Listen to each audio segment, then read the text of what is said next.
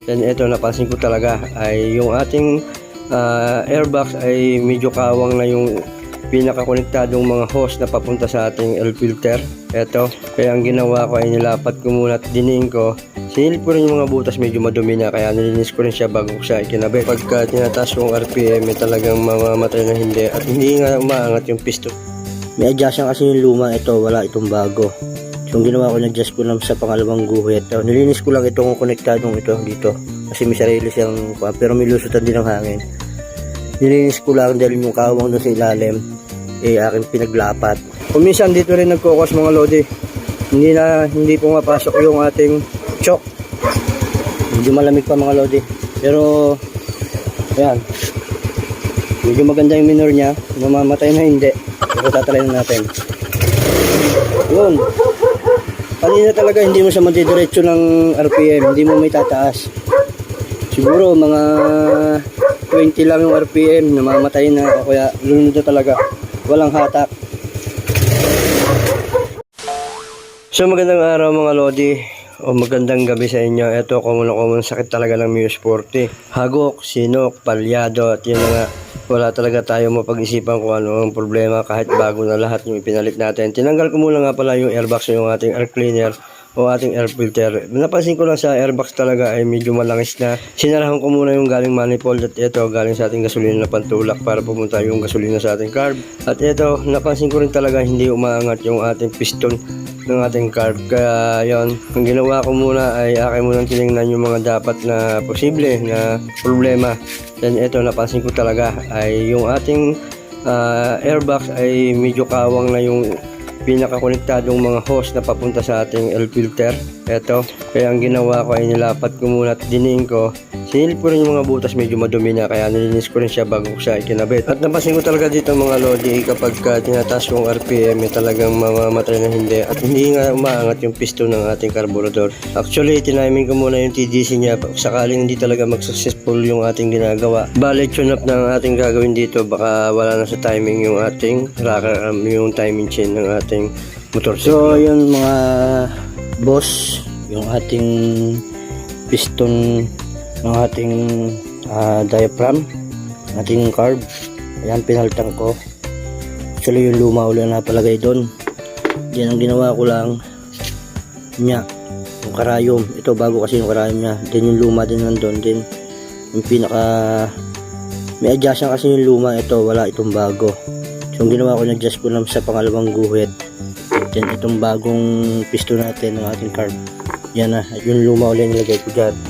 And yun na nga, yung ating airbox. Eto, nilinis ko lang itong konektadong ito dito. Kasi may sarili siyang, pero may lusutan din ng hangin. Nilinis ko lang dahil yung kawang doon sa ilalim, aking pinaglapat. Para at least, dito lang ang labas ng hangin, hindi doon sa ilalim. Kasi may lumalabas ng mga langis-langis doon. And then eto, papunta natin yung manifold, ayan, pinaklubang ko na. And then eto, ginawa ko na sarili siyang hose. Ayan, yun na nga, rekta yung gasolina uli natin mga boss, mga lodi. Ayan.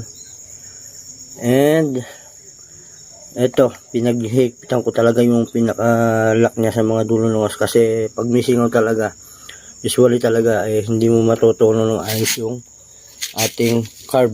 And then yun na nga, hinanap ko lang na pinakamagandang tempo talaga yung fuel mixture ng ating carburetor kasi talaga yung sakit ng ating Muse 40. Napaka-common talaga mga lodi. Kahit ako, bago ko to nagawa talaga, bago ko na ayos. Actually, hindi pa siya 100%. Siguro na sa mga 85 o 90% lang na maayos-ayos na. At least magagamit ko na bukas. Ayan. Kaya yung gabi na natin talaga to binanatan kasi minsan lang kung mawala ng pasok, alam nyo man, trabahong kolektor tayo, lagi mo itong hawak natin. And yun na nga, lagi ko sinasabi na mas may alam tayo sa gamit natin para at least naiingatan natin, nakatipid tayo sa gastos. Yun namin natutunan pa tayo.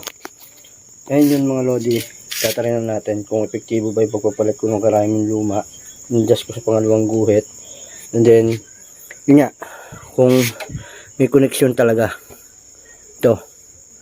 Kasi kita ko talaga yung nandun sa loob, nung binaklas ko, kita nyo naman kanina, ang laki ng kawang sa ilalim. Kaya akin pinaglapat. And then, yun na nga, ito. Sinaraduhan ko na ito. Actually, baka saraduhan ko naman itong iba. Kasi wala nang kinalaman yan. Ayan. Try na natin mga lodi. Kung papasado ba yung ginawa natin.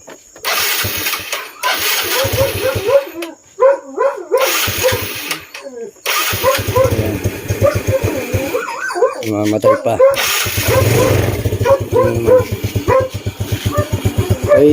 Pag-iinitin muna natin. Baka bago natin beritin. Baka alam nyo naman, pag malamig ang makina, talagang walang magagawa kundi ganyan. Baka sakali lang tayo na baka dito rin nga nagka-problema. Ayos pa naman yung filter natin. Inayos lang natin yung ating dito sa carb. Yung karayom. In-adjust natin ng kaunti. Baka talagang kinakapos sa gasolina. Medyo mauga pa mga idol kasi wala pa mga tornilyo yan. Kita nyo naman, wala pa mga tornilyo yan.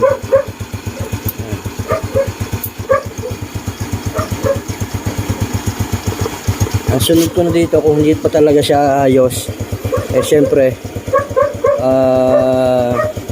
chuchunap ko na sana. Kung hindi pa talaga ito ayos ngayon, chunap na ito. Ang susunod ito, baka sala na yung TDC sa timing ng ating rocker arm. Bisa kasi ganun ang nangyayari. Kaya yun, tingnan mo natin kung medyo mainit na. Medyo malamig pa mga lodi, pero yan. Kung minsan dito rin nagkukos mga lodi, hindi pumapasok yung ating choke.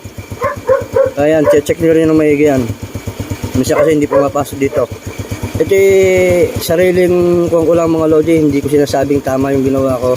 Baka sakali lang na ganito rin yung mangyari sa motor nyo. Kahit pa paano, konting idea lang. Hindi naman tayo professional na mekaniko. Ini-servin lang natin, baka sakali. Medyo malamig pa mga lodi. Pero, ayan. Medyo maganda yung minor niya. Mamamatay na hindi. Pero tatry na natin. Yun. Kanina talaga hindi mo siya madidiretso ng RPM. Hindi mo may tataas. Siguro mga 20 lang yung RPM. Namamatay na. O kaya lunod na talaga. Walang hatak. Yun. Dito yung mga lodi. Kaya mga boss, kahit paano 85%, 80%, 90% actually at least nagawa natin kahit paano. Kasi napakatagal na talaga ng problema nito. Palyado, lahat na sinubukan natin. Ayun, nilinis natin yun dito. Yung kawang dito, inilapat natin. Sinarado muna uli natin to. Ayan, nagpalit tayo ng karayom. In-adjust natin ang pangalawang guhit.